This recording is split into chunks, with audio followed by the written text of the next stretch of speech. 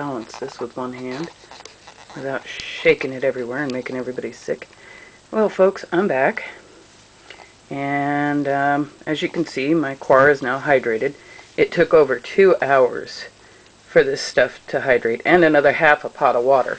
So it took basically a full pot of water, and you can see how much that one little flat piece of coir made. And it's thick, it's soft, it's crumbly. This stuff is really nice. I mean, it looks like a really good soil mix. And I'm really glad. I think warm water next time I have to hydrate some coir might actually be worth it. I think it would probably go a lot faster if the water had been warm. So, live and learn. Next time, I'll know better. And I'll heat the water first. But this look is what I really love about coir. I mean, this looks almost dry, right? Kind of, you know, the way it's crumbling and falling apart. Like this. It doesn't look like it's got a lot of water in it. But let's see if I can actually do this. Maybe a smaller handful.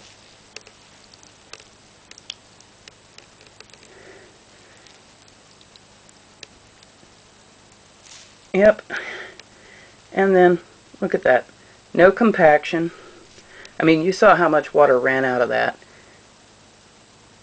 And no compaction. And right back to that soft, crumbly texture.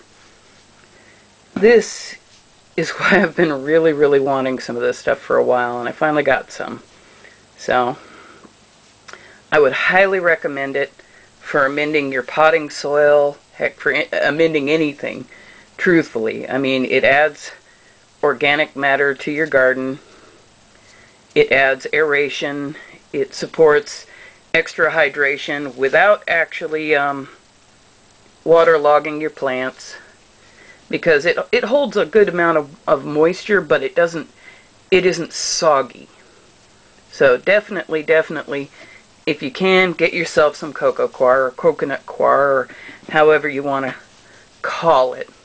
Some call it cocoa peat, you know, but it's sustainable.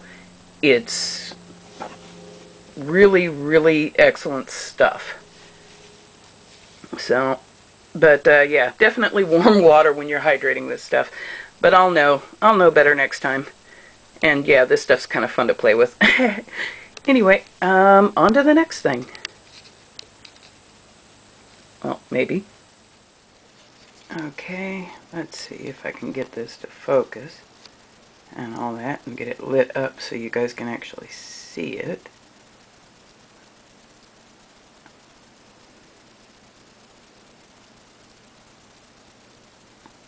Let's see. Okay, no, this is not a tiny green rose. Although the way the leaves kind of spiral in on themselves, it looks kind of almost like a rosebud opening up. If I can get it to focus.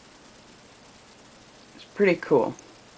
Now what this actually is a dwarf pomegranate tree seedling.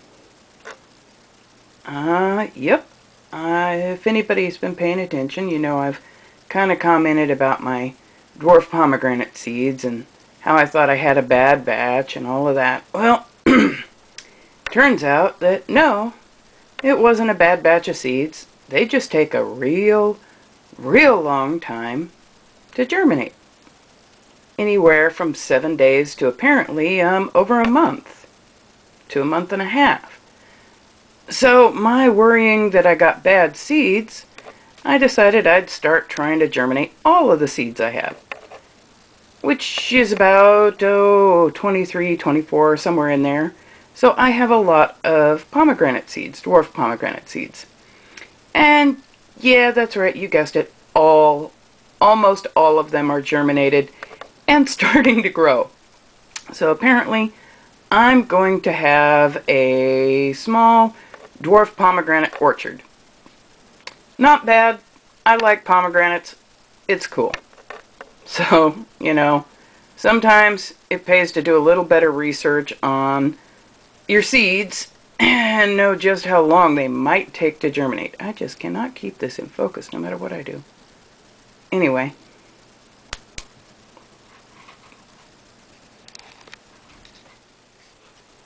Well, here is that little celery experiment that I was doing. I went ahead, come on, focus, there we go. I went ahead and cut away the ones that were really kind of looking, I don't know, white and kind of failing really bad.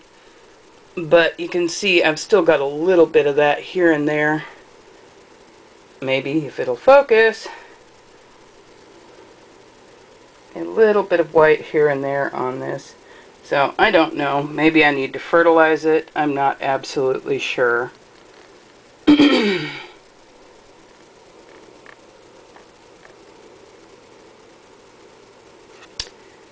But we'll see how it goes. And up here I had been trying anyway, to start another one. This one has been going for quite a while, but does not seem to want to start roots at all. I've been trying and trying and trying to get this one to set roots, and even though the greenery is growing, it just does not want to set roots. And yeah, nothing going on in here yet. These are cups that I've got, if I don't blind everybody, these are cups that I've got 3 new Red Robin cherry tomato seeds trying to germinate in, because the first one I had that survived originally, I realized I underwatered it and it pretty much died off. And then when I was cleaning out the container, I realized it really hadn't grown any roots whatsoever since the original potting up. So it had next to no roots at all due to the original fungus gnat issues, which is why my not watering it quite quickly enough allowed it to die. So I'm trying to start 3 new ones in the hopes that I can have Red Robin cherry tomatoes, but so far I've got nothing going on in there. Anyway, that's about it this time around. Trying to keep these a little shorter. Might head back outside for a little quick message. Okay, I'm hoping this'll work. Yeah.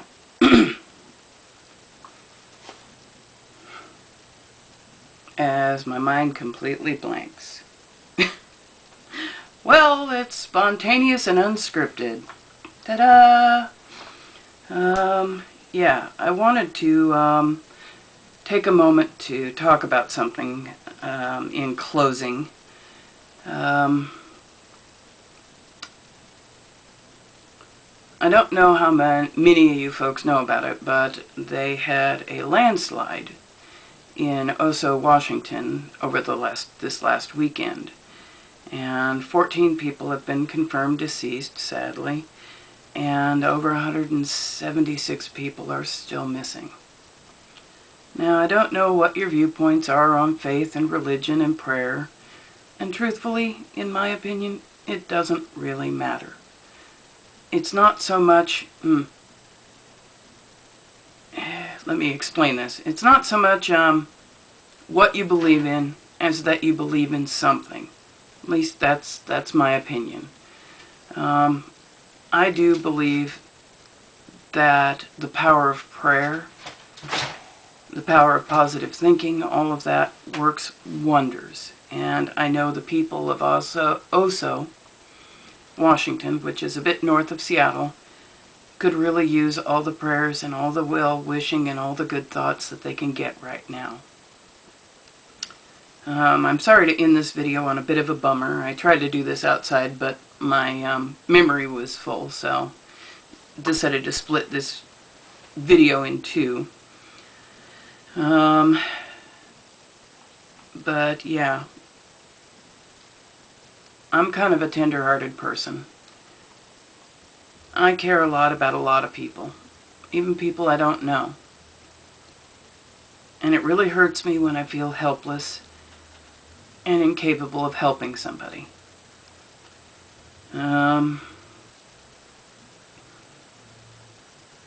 Yeah. So feeling pretty helpless about something so tragic that hit so close to home here. So at the moment I know all I can do to help these folks is to pray for them. To pray that they find more of them alive, and that at least their families get closure if they don't. So I'd like to ask all the rest of you out there, not that a lot of people are watching these videos of mine at the moment, but you know, hey, every little bit helps, right? So please, if you can, keep the people of Oso, Washington in your thoughts and in your prayers. And maybe, just maybe, they'll get a few more miracles. Anyway, until next time, take care, and I hope everyone's doing well. Brightest blessings.